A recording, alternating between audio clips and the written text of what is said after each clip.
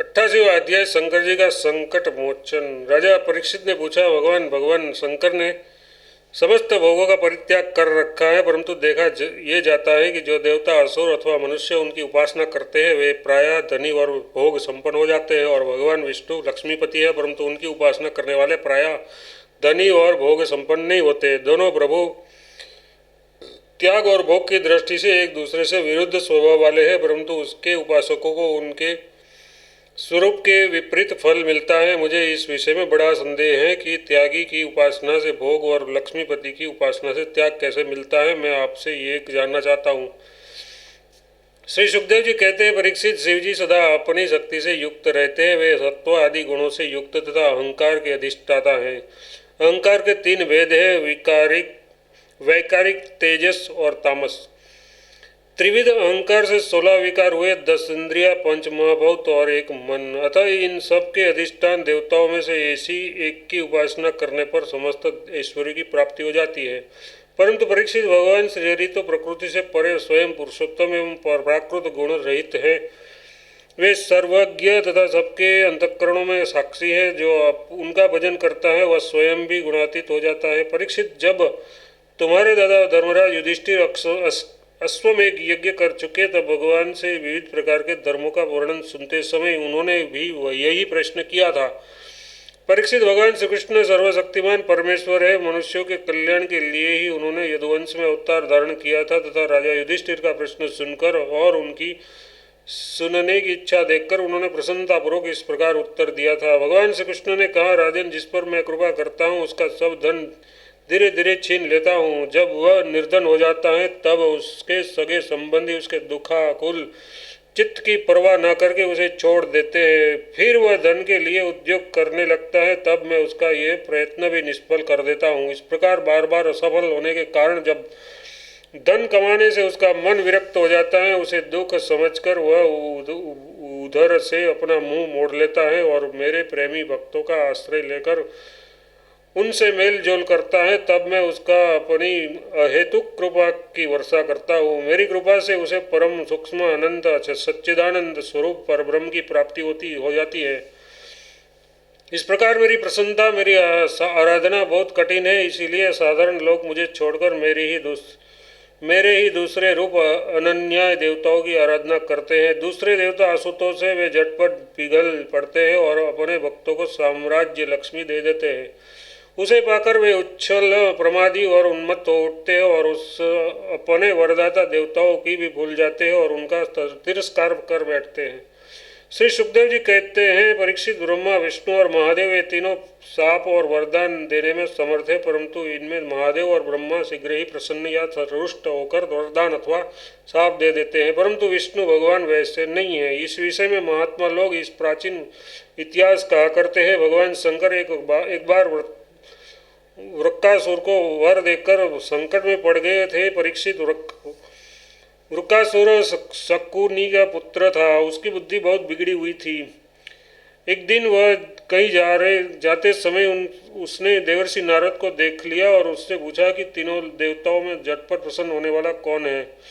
परीक्षित, देवर्षि नारद ने कहा, तुम भगवान शंकर की आराधना कर लो, इससे तुम्हारा मनोरथ बहुत जल्दी पूरा हो जाएगा। वे थोड़े ही गुणों से शीघ्र प्रसन्न और थोड़े ही अपराध से तुरंत क्रोध कर बैठते हैं। रावण और बाणासुर ने केवल बंदीजनों के समान शंकर जी की कुछ स्तुतियाँ की थी, इसी से वे उन पर प्रसन्न हो गए और उन्हें अतुलनीय ऐश्वर्य दे दिया। बाद में रावण के कैलाश उठाने और बाणासुर के नगर की रक्षा का भार लेने से वे उनके लिए संकट में भी पड़ गए थे। नारद जी का उपदेश पाकर वृक्कासुर केवल केदार क्षेत्र में गया और अग्नि को भगवान शंकर का मुख मानकर अपने शरीर का मांस काट कर उसमें हवन करने लगा। इस प्रकार 6 दिन तक उपासना करने पर भी जब उन्हें भगवान शंकर के दर्शन न हुए तब उसे बड़ा दुख हुआ। 7वें दिन केदार तीर्थ में स्नान करके उसने अपने भीगे बाल वाले मस्तक को कुहाड़े से काटकर हवन करना चाहा। परीक्षित, जैसे जगत में कोई दुख वश आत्महत्या करने जाता है तो हम लोग करुणावश उसे बचा लेते हैं, वैसे ही परम दयालु भगवान शंकर ने वृक्कासुर से आत्मघात के पहले ही अग्निकुंड से अग्निदेव के समान प्रकट होकर अपने दोनों हाथ से उसके दोनों हाथ पकड़ लिए और गला काटने से रोक दिया। उसका स्पर्श होते ही वृक्कासुर ने अंग ज्यों के त्यों पूर्ण हो गए। भगवान शंकर ने वृक्कासुर से कहा, प्यारे वृक्कासुर, बस करो, बहुत हो गया। मैं तुम्हें वर देना चाहता हूँ, तुम मुंह मांगा वर मांग लो। अरे भाई, मैं तो अपने शरणागत भक्तों पर केवल जल चढ़ाने से ही संतुष्ट हो जाता हूँ। भला तुम झूठ मूठ अपने शरीर को क्यों पीड़ा दे रहे हो? परीक्षित, अत्यंत पापी वृक्कासुर ने समस्त प्राणियों को भयभीत करने वाला यह वर मांगा कि मैं जिसके सर पर हाथ रखूं वही मर जाए। परीक्षित, उसकी यह याचना सुनकर भगवान रुद्र पहले तो कुछ अनमने से हो गए, फिर हंसकर कह दिया, अच्छा ऐसा ही होगा। ऐसा वर देकर उन्होंने मानव सांपों को अमृत पिला दिया। भगवान शंकर के इस प्रकार कह देने पर वकासुर ने मन में वह लालसा हो गई कि मैं पार्वती जी को ही हर लूँ। वह असुर शंकर जी के वर की परीक्षा के लिए उन्हीं के सिर पर हाथ रखने का उद्योग करने लगा। अब तो शंकर जी अपने दिए हुए वर से ही भयभीत हो गए। वह उनका पीछा करने लगा और वे उनसे डरकर कांपते हुए भागने लगे। वे पृथ्वी, स्वर्ग और दिशाओं के अंतर तक दौड़ते गए, परंतु फिर भी उसे पीछा करते देखकर उत्तर की ओर बढ़े। बड़े बड़े देवता इस संकट को टलने का कोई उपाय न देखकर चुप रह गए। अंत में वे प्राकृतिक अंधकार से परे परम प्रकाश में वैकुंठ लोक में गए। वैकुंठ में भगवान स्वयं भगवान नारायण निवास करते हैं। एकमात्र वे ही उन सन्यासियों की परम गति है जो सारे जगत को अभयदान करके शांत भाव में स्थिर हो गए थे। वैकुंठ में जाकर जीव को फिर लौटना नहीं पड़ता। वह भी भक्त भयहारी भगवान ने देखा कि शंकर जी तो बड़े संकट में पड़े हैं, तब वे अपनी योग माया से ब्रह्मचारी बनकर दूर से ही धीरे धीरे वृक्कासुर की ओर जाने लगे। भगवान ने मुंज की मेखला, काला मृग चर्म, दंड और रुद्राक्ष की माला धारण कर रखी थी। उसके एक एक अंग से ऐसी ज्योति निकल रही थी मानो आग धधकती हो। वे हाथ में कुश लिए हुए थे। वृक्कासुर को देखकर उन्होंने बड़ी नम्रता से झुककर प्रणाम किया। ब्रह्मचारी वेशधारी भगवान ने कहा, शकुनी नंदन वृक्कासुर जी, आप स्पष्ट ही बहुत थक से जान पड़ते हैं। आज आप बहुत दूर से आ रहे हैं क्या? तनिक विश्राम तो कर लीजिए। देखिए, ये शरीर ही सारे सुखों की जड़ है, इसी से सारी कामनाएं पूर्ण होती है। इसे अधिक कष्ट न देना चाहिए। आप तो सब प्रकार से समर्थ हैं।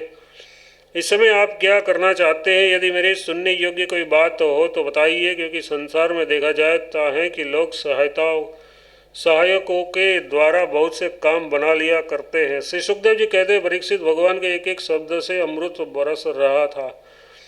इसके इस प्रकार पूछने पर पहले तो उसने तनिक ठहर कर अपनी थकावट दूर की। उसके बाद क्रमशः अपनी तपस्या, वरदान प्राप्ति तथा भगवान शंकर के पीछे दौड़ने की बात शुरू से कह सुनाई। श्री भगवान ने कहा, अच्छा ऐसी बात है, तब तो भाई हम इसकी बात पर विश्वास नहीं करते।